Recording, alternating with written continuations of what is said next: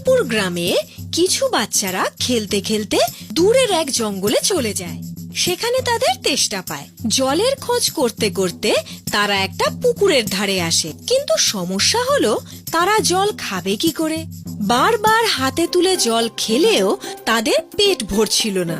এমন সময় তাদের নজর পড়ল সেখানেই পড়ে থাকা প্রায় মাটিতে ঢাকা একটা কেটলির দিকে। তারা গিয়ে ওটাকে তুলে নিয়ে আসে আর নিজেদের মধ্যে বলাবলি করে, বন্ধুরা, এই কেটলিটা বেশ ভালো জল খাবার জন্য। জলও খাবো আর সঙ্গে নিয়েও যাব। আরে বুদ্ধ, পাগল নাকি তুই? দেখ কি নোংরা এটা। তাতে কি হয়েছে রুদ্ধু? ঘষে পরিষ্কার করে নিচ্ছি। ভেবে দেখ, সারাদিন আমরা কত দূরে খেলতে যাই, সেখানে যদি তেষ্টা পায় আর যদি জল না পাই তো? শুদ্ধ ঠিক কথা বলছে। দাঁড়া, আমি ঘষে পরিষ্কার করে দিই। তুই দেখ, এর ওপরে নোংরাটা কিছুতেই পরিষ্কার হচ্ছে না। আরে নাম তো আমার বুদ্ধু, আর বুদ্ধুর মতো কথা তুই বলছিস? আরে পাথরে একটু ঘষে নে, তাহলেই দেখবি পরিষ্কার হয়ে যাবে।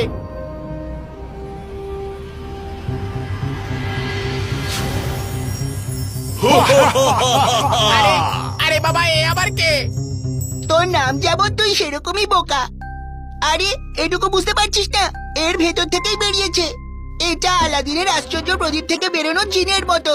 যা চাস চেয়ে নে, আমাদের ইচ্ছা পূরণ করবে। তাই নাকি?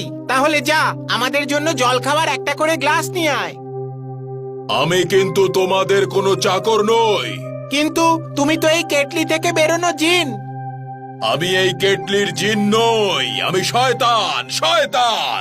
আমি এই পৃথিবীর সমস্ত জিনেদের প্রায় শেষ করেই দিয়েছিলাম। তখন একটা জিন আমাকে তার জাদু শক্তি দিয়ে ওই জাদু কেটলিতে বন্দি করে দিল।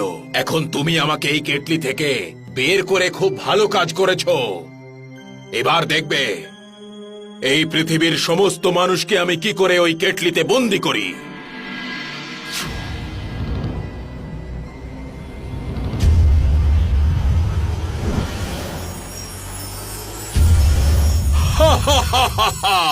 এবার দেখবে এই পৃথিবীকে আমার হাত থেকে কেউ বাঁচাতে পারবে না। পৃথিবীর সমস্ত মানুষকে আমি এই জাদু কেটলিতে বন্দি করে রাখবো। তুমি হয়তো ভাবছো আমি তোমাকে কেন এই কেটলিতে বন্দি করলাম না, কারণ তুমি আমাকে মুক্তি দিয়েছো। তাই আমি তোমাকে এই পৃথিবীর রাজা হওয়ার পরেই এই কেটলির মধ্যে বন্দি করে রাখবো। আমি এটাই চাই, তুমি আমাকে রাজা হতে দেখো। আর তারপর জিন হাওয়ায় ভেসে ভেসে তার জাদু কেটলি নিয়ে ঘুরে বেড়াতে লাগলো। আর যে মানুষকেই সে দেখতে পেত তার সামনে তার কেটলিটা এগিয়ে ধরতো। আর দেখতে দেখতেই সেই মানুষ রাবারের মতো হয়ে কেটলির মধ্যে ঢুকে পড়তো। ধীরে ধীরে গ্রামের প্রায় সবাইকেই সে কেটলির মধ্যে বন্দি করে ফেলেছিল। পরিস্থিতি এমন হলো, যেই ওই জিনকে হাওয়ায় ভেসে তার দিকে আসতে দেখতো সেই বাঁচার জন্য সেখান থেকে পালাতো। কিন্তু সেই জিন নিজের হাত লম্বা করে সেই কেটলি তাদের দিকে এগিয়ে ধরতো, আর তারা রাবারের মতো হয়ে গিয়ে ওই কেটলির মধ্যে ঢুকে পড়তো। এদিকে গুড্ডু মন মরা হয়ে বসে আছে, কারণ অনেক দিন হয়ে গেল তার বন্ধুদের সাথে তার দেখা হয়নি। নিজের কাজের জন্য তার অনুতাপ হচ্ছে। কতদিন হয়ে গেল আমার বন্ধুদের সাথে দেখা হচ্ছে না, আর ওদের সাথে খেলাও হচ্ছে না। আমি ওই জিনিসটা পরিষ্কার কেন করতে গেলাম? যদি না ওটা পরিষ্কার করতাম তাহলে শয়তান আসতো না। না, এত সব লোকেরা ওর জাদু কেটলির মধ্যে ঢুকে গিয়ে ওর চাকর হয়ে থাকতো। কি করি কি করি? এবার তোর পালা এই কেটলির ভিতরে ঢোকার। আমার মাথায় দেখ, দেখেছিস এটা কি? মুকুট, রাজ মুকুট। আমি এই পৃথিবীর সমস্ত মানুষকে এই জাদু কেটলিতে বন্দি করেছি। আমি এই পৃথিবীর রাজা হয়ে গেছি। রাজা! আমি বলেছিলাম না তুই আমাকে মুক্তি দিয়েছিলি, সেই জন্যেই তুই আমাকে রাজা হতে দেখবি।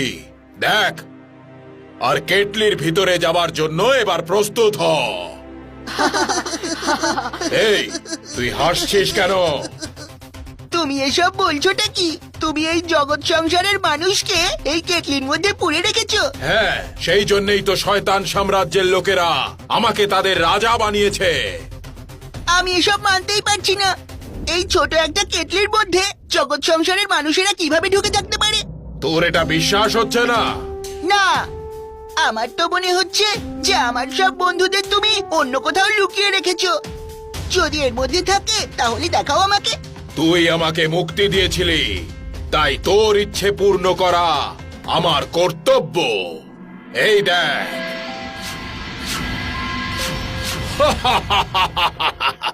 এবার বিশ্বাস হলো? এখনো আমার বিশ্বাস হচ্ছে না। আমার বন্ধুরা তো ছোট, কিন্তু আপনি এত বড়। আপনি এর মধ্যে কিভাবে ঢুকেছিলেন? নিশ্চয়ই আপনি অন্য কোথাও থেকে আমাদের সামনে উপস্থিত হয়েছেন। আজ আমি রাজা হয়েছি, খুব খুশি আমি। তাই তোমার সব প্রশ্নের উত্তর দেব। আমার চেহারা বিশাল, তাতে কি হয়েছে? এই দেখো আমি কিভাবে এই কেটলিতে ঢুকে যাই। বের করো, বের করো আমাকে। খোলো, খোলো, বের করো আমাকে। এবার এটা কোনোদিনও খুলবে না, না আমার থেকে না অন্য কারুর থেকে। এই জগৎ সংসারে শুধু মানুষদেরই অধিকার ছিল আর মানুষদেরই অধিকার থাকবে। হ্যাঁ, একটা কথা মনে রেখো, কখনো তোমার জেতার খুশিতে এত আনন্দ করা উচিত নয় যে অন্য কেউ সেই খুশির সুযোগ নিতে পারে।